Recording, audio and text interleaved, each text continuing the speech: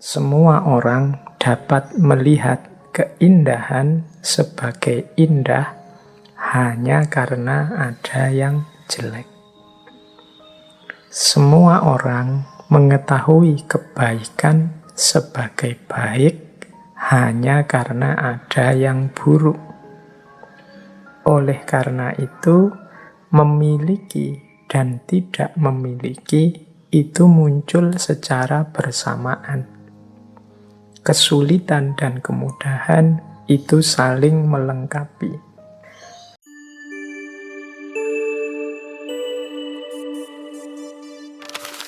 Assalamualaikum warahmatullahi wabarakatuh. Bismillahirrahmanirrahim. Alhamdulillahirabbil alamin. Assalatu wassalamu ala asyrafil anbiya'i wal mursalin Sayyidina wa maulana Muhammadin wa ala alihi wa ashabihi ajma'in. Amma ba'du. Bismillah teman-teman, mari kita lanjutkan ngaji kita, istiqomah kita dalam menggali wawasan-wawasan keilmuan. Malam hari ini kita bahas, kalau pakai 5 kategori hukum kosmik yang saya jelaskan minggu lalu, tema malam hari ini itu The Law of Polarity. Hukum tentang pasangan. Yang malam hari ini saya jelaskan melalui konsep yang beberapa kesempatan dulu waktu ngaji sempat saya singgung serba sedikit, khususnya ketika masuk ke tema filsafat Tiongkok. Filsafat Taoisme, filsafat Tiongkok kuno. Konsep yang populer sekali dan pastinya teman-teman juga pernah paling tidak mendengarkannya, yaitu filsafat Yin dan Yang. Baik, bismillah ya, kita mulai membahas tentang falsafah yin yang ini. Jadi yin yang ini secara umum adalah hukum yang ada di balik alam semesta ini yang sifatnya berpasangan. Jadi dalam yin yang ada pandangan setiap hal dalam hidup ini memiliki 2 sisi. Yang 2 sisi ini saling berbeda, kemudian saling melengkapi, namun juga saling tergantung dan saling mempengaruhi, bahkan saling memuat atau saling mengandung. Jadi ini unik, berbeda dan saling melengkapi, tapi juga saling mempengaruhi dan saling memuat. Ini ya mudahnya teman-teman mesti ilustrasinya melihat hal-hal yang serba dualitas. Jadi pandangan ini makanya dikenal juga sebagai dualisme. Jadi dalam hidup ini selalu ada yin, ada yang. Yin ini konotasinya adalah pasif, kalau yang konotasinya aktif. Kalau yin ini dingin, kalau yang itu panas. Yin ini diilustrasikan sebagai musim dingin, kalau yang itu diilustrasikan dengan musim panas. Malam itu yin, siang itu yang. Rembulan itu yin, matahari itu yang. Air itu yin, api itu yang. Ini hidup ini serba berpasangan-berpasangan. Perempuan itu yin, feminisme itu yin, laki-laki itu yang. Maskulinisme itu yang. Jadi hidup ini selalu semuanya serba berpasangan.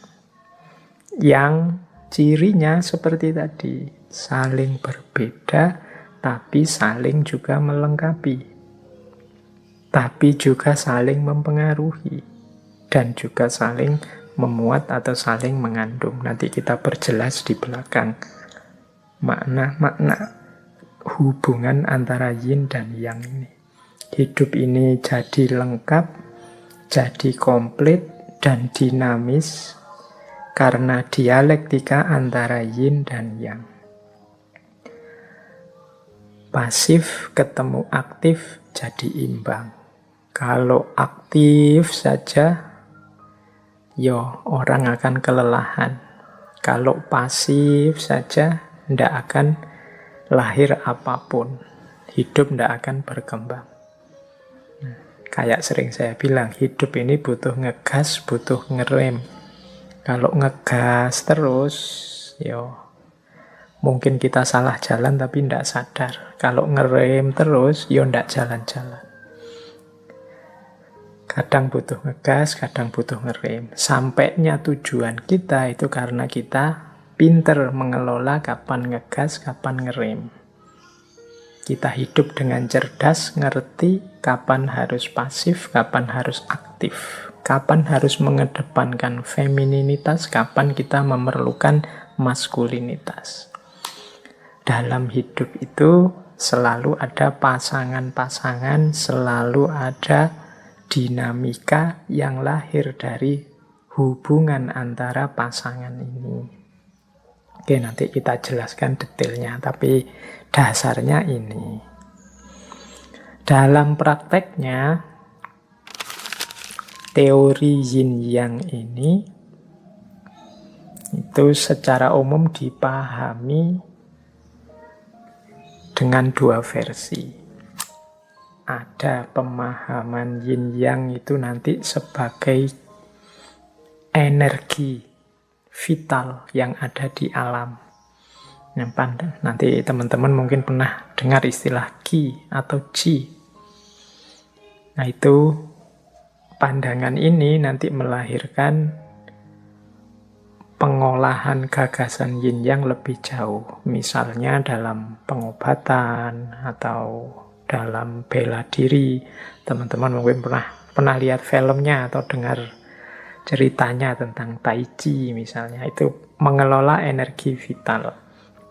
Atau pengobatan-pengobatan dari Tiongkok yang terkenal sekali. Ini memanfaatkan pandangan tentang yin yang.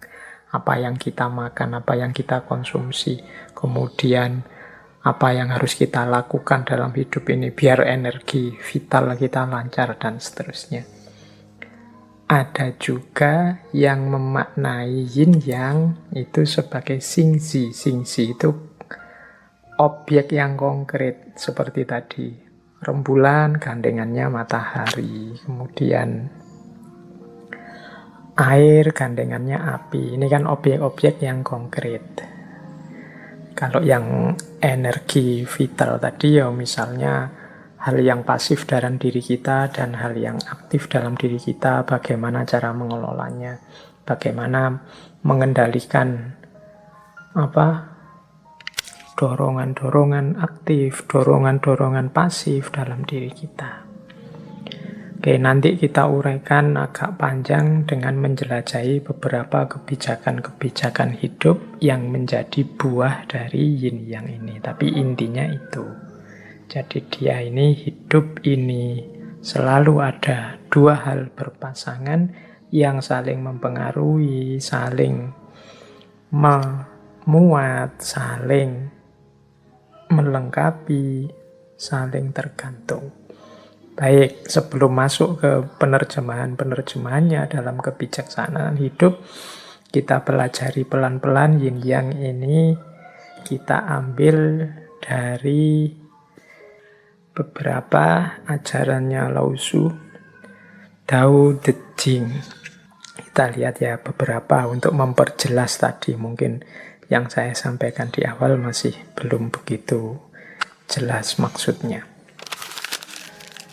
Nah, ini menurut saya penjelasan yang mudah tentang yin yang dari Tao Te Ching, meskipun nanti banyak bagian-bagian yang perlu direnungi lebih dalam. Di bawah langit, semua orang dapat melihat keindahan sebagai indah hanya karena ada yang jelek. semua orang mengetahui kebaikan sebagai baik hanya karena ada yang buruk. Oleh karena itu, memiliki dan tidak memiliki itu muncul secara bersamaan. Kesulitan dan kemudahan itu saling melengkapi. Nah, jadi kalau menurut tulisannya Lao Tzu ini, jadi hidup ini yang tadi pasangan hitam dan putih, cakep dan jelek, kemudian kaya dan miskin, ini kan dua hal yang kontras, satu hitam, satu putih, satu positif, satu negatif.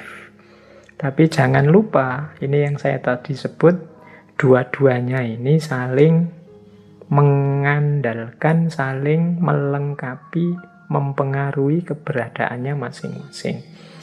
Kalau dalam kalimat tadi, keindahan itu tampil sebagai indah karena ada yang jelek. Loh ini kan, ilustrasinya mudah. Orang itu disebut ganteng ketika dibandingkan dengan yang jelek. Kalau tidak ada orang jelek, ya otomatis orang ganteng tidak ada. Orang disebut kaya karena kepemilikannya dibandingkan dengan orang yang kepemilikannya lebih sedikit. Yang lebih banyak disebut kaya. Kalau kepemilikan itu sama semua, ya tidak ada orang kaya. Jadi orang kaya itu berarti dia eksis karena ada orang miskin. Sebaliknya yang miskin juga eksis karena ada orang kaya. Sebagaimana yang ganteng tadi. Ganteng itu eksis sebagai cakep ya ketika ada yang jelek. Berarti yang ganteng itu terima kasihlah sama yang jelek-jelek. Jasanya mereka kalian kelihatan jadi ganteng.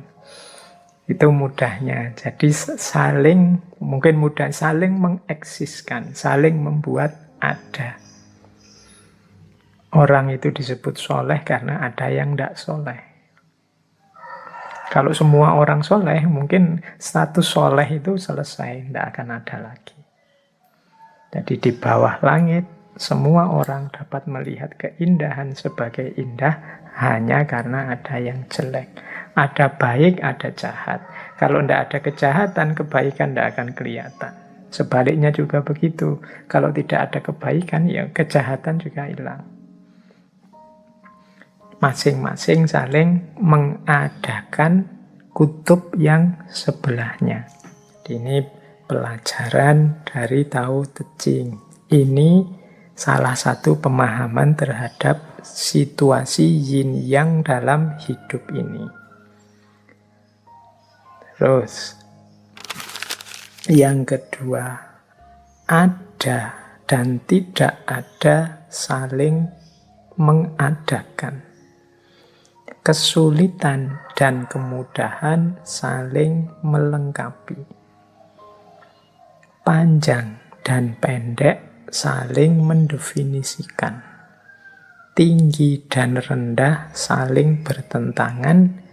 Sebelum dan sesudah saling mengikuti. Ini masih menjelaskan tadi ya, bagaimana perbedaan itu saling melengkapi, saling mewujudkan yang lain. Kesulitan dan kemudahan itu saling melengkapi. Tidak ada kesulitan kalau tidak ada kemudahan. Kok sulit ya Pak mengatasi pandemi ini? Kita menyebutnya sulit mungkin karena kita bandingkan dengan mudahnya kita menyikapi penyakit yang lain.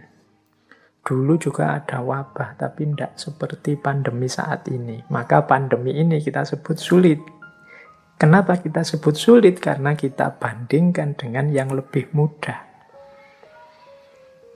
Jadi kita sering gelisah karena logika perbandingan ini ya. Karena kita lihat yang lebih gampang, lebih mudah, maka yang hari ini kita sebut lebih sulit. Kita mungkin dirundung galau oleh bencana demi bencana, karena mungkin sepanjang hidup kita belum pernah mengalami bencana sedahsyat yang kita alami hari ini. Tapi kalau kita bandingkan seandainya dengan nenek moyang kita dulu, simbah-simbah kita dulu, mungkin yang mengalami tsunami, yang mengalami gunung meletus yang luar biasa, yang mengalami gempa bumi yang sangat dahsyat, yang kita alami hari ini mungkin tidak lagi berat, tidak lagi sulit, tidak lagi luar biasa. Wah, simbah-simbah kita dulu, gunung meletus bisa dirasakan sedunia efeknya. Banjir, mungkin tanah longsor, mungkin mengalami yang jauh lebih dahsyat dari itu. Nah, kalau kita melihat yang ini, maka situasi hari ini tidak kita sebut sulit. Tapi karena kita membandingkan dengan hidup kita sebelumnya yang jauh lebih mudah, atau orang lain yang tidak mengalami bencana seperti kita, maka rasanya yang kita alami ini berat. Pinter dan tidak pinter juga begitu. Kalian kelihatan pinter sekali ketika kalian mungkin teman-temanmu wawasannya jauh di bawahmu. Tapi begitu ganti teman yang wawasannya lebih banyak, lebih canggih, ya kalian kelihatan biasa-biasa saja. Nah, inilah di antara maknanya yin yang. Maka bisa kita tarik pemahaman, ya meskipun hari ini banyak sekali kesulitan-kesulitan, banyak sekali kerumitan hidup, ngomongnya belepotan. Tidak seharusnya kita jadi alasan untuk hidup tidak bersyukur, mengeluh saja. Tinggal kita ubah sedikit perspektifnya. Oh iya, yang saya rasakan sulit ini karena saya membandingkannya dengan kemudahan-kemudahan yang selama ini saya alami. Tapi coba saya bandingkan dengan kehidupan simbah-simbah saya dulu waktu dijajah Belanda, dijajah Jepang, waktu mengalami bencana yang jauh lebih dahsyat, maka saya hidup seperti ini sebenarnya jauh lebih harus disyukuri. Nah, ini di antara cara memahami alam. Karena ada dan tidak ada, saling mengadakan, kesulitan dan kemudahan saling melengkapi, panjang dan pendek saling mendefinisikan, tinggi dan rendah saling bertentangan, sebelum dan sesudah itu saling mengikuti. Yang semula sebelum sekarang jadi sesudah. Tadi belum ngaji, sekarang sudah ngaji. Ini kan saling mengikuti. Ngaji yang akan datang masih sebelum, tapi seminggu lagi dia sudah sesudah. Mana sebelum, mana sesudah, itu kan juga saling bersusulan. Ada dan tidak ada juga saling mengadakan. Baik, ini yang the law of polarity dalam yin yang. Oke, ini saya lanjutkan lagi. Kalau ini mungkin berpikirnya agak dalam sedikit. Kalau engkau ingin sesuatu kembali ke asalnya, pertama engkau harus mengizinkannya tersebar. Kalau engkau ingin sesuatu melemah, pertama engkau harus membiarkannya kuat. Kalau engkau ingin menyingkirkan sesuatu, pertama engkau harus membiarkannya jaya. Kalau engkau ingin memiliki sesuatu, pertama engkau harus memberikannya. Nah, ini juga kelanjutan dari yin yang tadi, cuma dengan pemahaman yang agak dalam. Itu saya ambil kalimat pertama.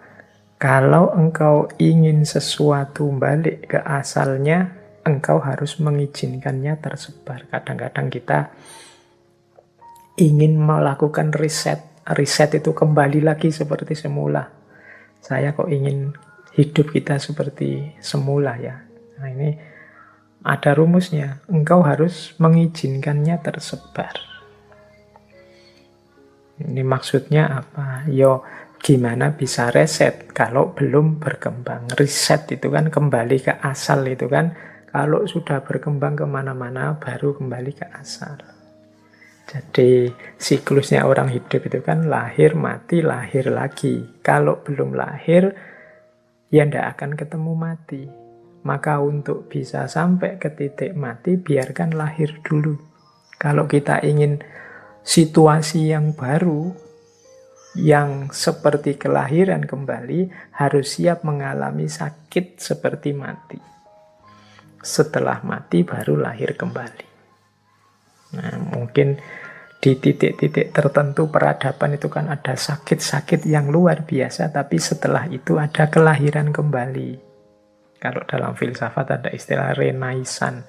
Jadi lahir kembali. Tapi sebelum itu pasti ada sakit-sakit peradaban yang luar biasa. Jadi kalau engkau ingin lahir kembali, butuh sakit dan kematian-kematian. Kalau engkau ingin kembali ke asal, engkau harus mengizinkannya tersebar. Kalau engkau ingin sesuatu melemah, pertama engkau harus membiarkannya kuat. Nah, ini kan seolah-olah bertentangan, tapi ya bagaimana kita ingin melemahkan sesuatu kalau sesuatu itu belum kuat? Ya berarti kalau dia belum kuat, dia masih lemah. Kalau masih lemah, apa ya perlu kita perlemah? Dia sudah lemah. Berarti kalau kita ingin melemahkan sesuatu atau seseorang atau sekelompok orang, itu berarti sebenarnya kita mengakui dia sudah kuat. Kalau dia belum kuat, bagaimana kita melemahkan? Kalau kita ingin membungkam orang, berarti biarkan dia bicara. Loh, bagaimana kita akan membuat orang diam? Wong dia kita larang bicara. Nanti logikanya seperti itu. Jadi ini kayak yin yang. Nah, sebenarnya maksudnya itu yang terakhir. Sebaliknya, kalau kita ingin memiliki sesuatu, kita harus memberikannya. Untuk bisa mendapatkan cinta, kita harus memberikan cinta. Untuk bisa mendapatkan kehormatan, kita harus mau menghormati orang lain. Jadi kalau engkau ingin memiliki sesuatu, pertama-tama engkau harus memberikannya. Kalau engkau ingin menaklukkan orang lain, berarti pertama-tama biarkan dia jaya. Kalau sudah jaya, baru ada alasan untuk menaklukkan. Kalau dia belum jaya, apanya yang engkau ingin taklukkan? Wong dia belum jaya. Nah, ini logikanya seolah-olah aneh, tapi ya dalam hidup ini begitu. Kalau kita ingin membakar sesuatu, kita butuh api, butuh korek. Padahal yang kita inginkan api besar, tapi modalnya harus api kecil. Nah, ini hukum yin yang. Jadi kalau ingin sesuatu ke asalnya, pertama engkau harus mengizinkannya tersebar. Baik, ini kalau diuraikan dengan contoh-contoh ya sangat banyak. Tapi intinya berarti hidup ini ada mekanisme dialektika antara hitam dan putih, antara lahir dan mati, antara panas dan dingin. Yang ini harus kita ikuti ritmenya. Tidak mungkin putih semua. Dan tidak mungkin hitam semua. Ya seperti logika lahir dan mati tadi. Baik, saya lanjutkan. Nah, kalau ini saya mengambilnya tidak dari Tao Te Ching, tapi dari Zhuangzi. Zhuangzi, ya judul bukunya Zhuangzi, dari beliau tokoh Zhuangzi yang dulu saya lupa beberapa bulan yang lalu sempat kita bahas. Kelihatannya sebelum corona. Nah, ada kalimat begini. Yin dalam bentuknya yang tertinggi adalah membekukan. Dan yang dalam bentuknya yang tertinggi mendidihkan. Yang dingin berasal dari langit, sementara yang hangat berasal dari bumi. Hubungan dari kedua hal itu menciptakan harmoni. Dan dari sanalah lahir segala sesuatu. Mungkin ini hukum tentang segala sesuatu meskipun tidak terlihat. Ini kalimat Zhuangzi ini menegaskan saja bahwa hidup ini harus seimbang antara yin dan yang. Kalau yin saja, hidup ini akan beku. Kalau yang saja, hidup akan terbakar. teman-teman harus paham benar ritme antara yin dan yang ini. Misalnya dalam pergaulan itu kita ketemu yang karakternya yin, ada yang karakternya yang. Ayo diidentifikasi. Kita punya teman yang pendiam, tidak bisa ngomong. Yo, untuk mengimbangi mungkin kita yang mancing-mancing. Kita hidupkan karakter yang dalam diri kita. Apa ada, Pak? Yo ada, wong yo. Seperti saya bilang tadi, yin yang itu dalam segala sesuatu saling memuat. Yin ketemu yang ketemu yin. Kalau yin ketemu yin, jadinya beku. Kalau yang ketemu yang, jadinya mendidih. Kadang-kadang kita mengalami momen saling marah, saling gegeran. Marah ketemu marah itu yang ketemu yang, hasilnya mendidih. Atau saling diam, yang satu diam, yang satu diam. Yin ketemu yin, hasilnya beku. Maka caranya apa? Ikuti dialektika yin dan yang. Jadi dialektika hukum alam. Nah, nanti kelanjutannya yin dan yang itu ketemulah namanya wu wei. Jadi wu wei itu kegiatan kita yang mengalir bersama alam. Kita ikuti ritme yin dan yang dialektika alam semesta. Jadi ya, dalam falsafah Tiongkok dikenal istilah Wu Wei, bukan yang 5 unsur tadi ya. Kalau Wu Wei itu secara harfiah artinya tidak memiliki kegiatan atau tidak berbuat apa-apa. Maksudnya tidak berbuat apa-apa itu mari kita hidup tanpa dibuat-buat. Kita hidup yang wajar saja, tidak sembrono, sesuka kita, tidak melihat ritme alam, tapi juga tidak palsu.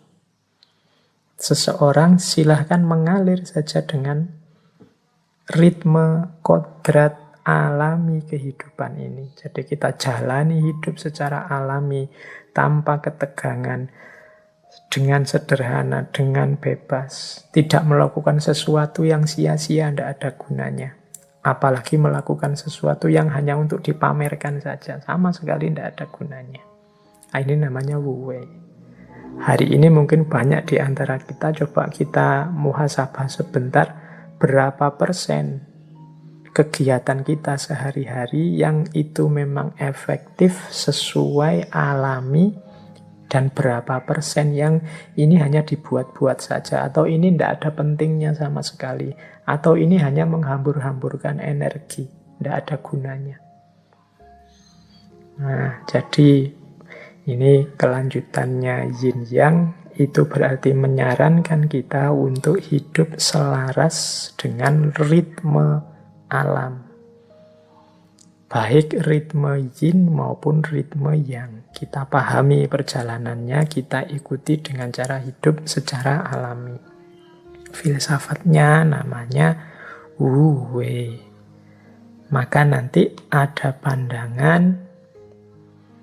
manifestasinya yin yang nanti dalam pola Wu Wei, hidup yang mengalir dengan alam, itu adalah hidup dengan beberapa prinsip.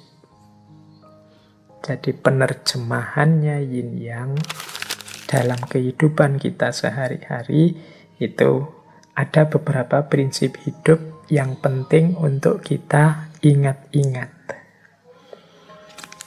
Yang pertama adalah hidup secara seimbang atau balance. Seperti saya jelaskan tadi, yin saja akan membekukan, yang saja akan membakar. Kalau ada yang marah, harus ada yang sabar. Marah ketemu marah meledak. Kalau yang satu sudah sabar menunggu, ya yang satu gerak.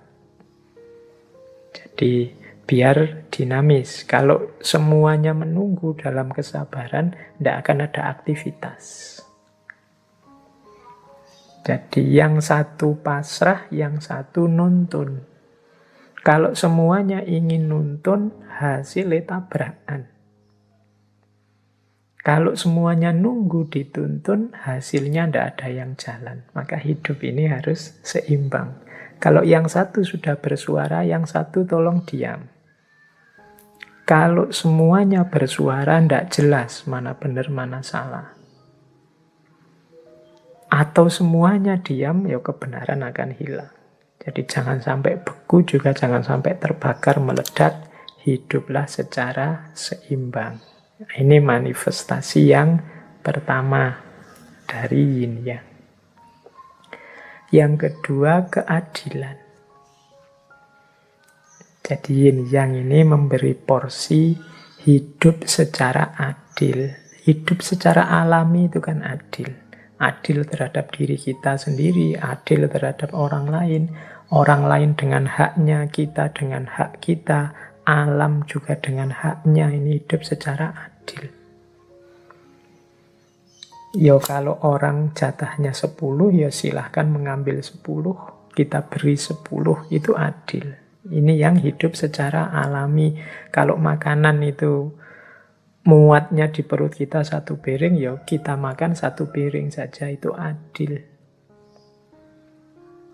Adik kita yang masih sekolah SD ya sangunya 5.000 misalnya, tapi yang sudah kuliah sangunya 50.000, itu adil. Sesuai porsi dan proporsinya yang alami. Yang baik dipuji, yang jelek dicaci, enggak ya, yang jelek diingatkan, ditegur. Ini berarti adil. Jadi kita akui memang hidup ini ada hitam, ada putih, dan saling berdialektika. Tapi juga kita porsikan segalanya sesuai porsinya. Yang ketiga, hidup secara sederhana atau simplicity. Seperti tadi ya, tidak ada energi yang terbuang sia-sia. Tidak ada kesembronoan, tidak ada kesia-siaan. Paradigmanya pas saja. Sederhana bukan berarti kekurangan, tapi pas. Jadi pas itu ya, butuhnya tidur 5 jam, ya tidur 5 jam pas. Butuhnya kerja sehari itu mungkin 6 jam, istirahatnya sekian jam dalam sehari, ya dipenuhi saja secara pas. Tidak berlebihan, tidak kekurangan. Ini manifestasinya yin yang dalam hidup. Nah, yang keempat, keluasan. Jadi kesadaran kita terhadap pola hidup, ada yang yin, ada yang yang. Jadi ada yang, ada yin, itu membuat kita luas, tidak kaku. Tadi kan dijelaskan yin dan yang itu saling mengandung. Saling mengandung itu maksudnya dalam yin ada sedikit kandungan yang, dalam yang ada sedikit kandungan yin, maka luweslah. Yang feminin kita, saya ini kan laki-laki, karakternya maskulin, tapi dalam diriku pasti ada titik-titik femininitas. Sebagaimana pada saudari-saudari yang perempuan pasti juga ada muatan-muatan maskulinitas. Dalam gelap ada sedikit cahaya. Dalam cahaya kadang-kadang ada titik-titik kegelapan. Nah, ini karakternya. Makanya di gambarnya yin yang itu kan gambar bulatan putih, setengah bulatan hitam, setengah. Di tengah-tengah bulatan putih ada titik hitam, di tengah-tengah bulatan hitam ada titik putih. Orang-orang baik, orang-orang soleh, orang-orang suci itu ya tidak kemudian kita artikan sama sekali tidak ada titik hitam. Mereka itu adalah bulatan putih, tapi sebagai manusia pasti pernah khilaf, pernah salah, pernah keliru. Mungkin hanya saja ditutupi Allah. Jadi ada titik hitamnya pasti. Yang ada di wilayah hitam itu ada titik putihnya sedikit. Mungkin karena tidak kelihatan, kita hanya fokus lihat hitamnya saja. Nah, orang yang sadar ini terus dia luwes, tidak kaku. Jadi orang jahat itu ya adalah sisi-sisi putih, titik-titik kemanusiaannya. Maka seandainya benci juga tidak kaku. Atau orang soleh itu ya sebagai manusia ada juga pasti titik-titik hitamnya. Maka kalau mengidolakan, kalau suka juga tidak kaku. Jadi dia menyikapi segala ritme hidup ini tidak mudah kaget. Dan cepat beradaptasi, menyesuaikan dengan situasi, luwes. Ada orang melakukan yang jahat, yang jelek, oh ya wajar, wong hidup ini memang ada yin, ada yang, ada positif, ada negatif. Kalau yang negatif tidak tampak, yang baik-baik juga akan kehilangan jati dirinya. Nah, ini orangnya luwes, tidak kaku. Kemudian di antara cirinya lagi, falsafah yin yang manifestasinya dalam hidup adalah terbuka. Jadi terbuka itu maksudnya ngerti kalau hidup itu dinamis, saling mempengaruhi. Maka dia membuka diri untuk mendapatkan berdialektika dengan sekelilingnya secara alami, terbuka. Kalau dia pas salah, karena dia terbuka, dia bisa menerima nasihat. Kemudian terbuka mendapat wawasan-wawasan baru sehingga tambah baik. Karena dia sadar dia ada keterbatasannya.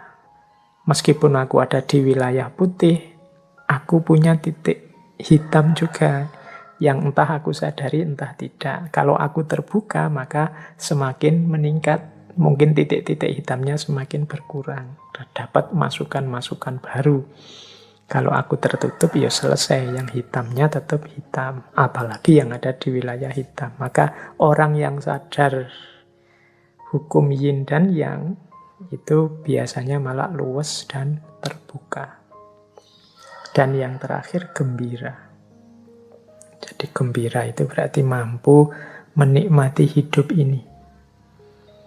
Jadi ada apapun yang terjadi, baik sehubungan dengan dirinya maupun sehubungan dengan alam, dia tidak terpengaruh, dia tidak mengeluh, dia tidak komplain, protes, tapi pertama-tama dia bisa menikmati, bergembira, karena sadar, ya itulah alam.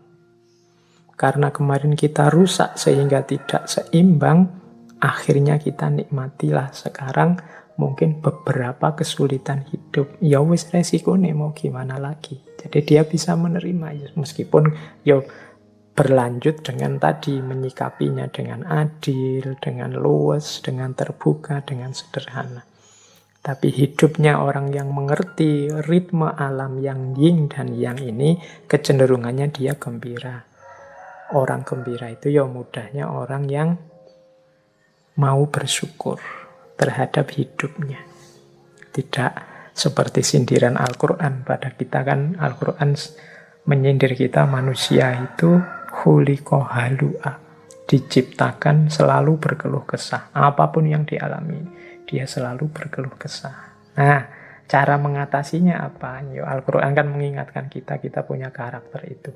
Mari kita pahami ritme alam, kita pahami mode-mode hukum alam, termasuk yin dan yang ini, sehingga kita hidupnya tidak mudah galau.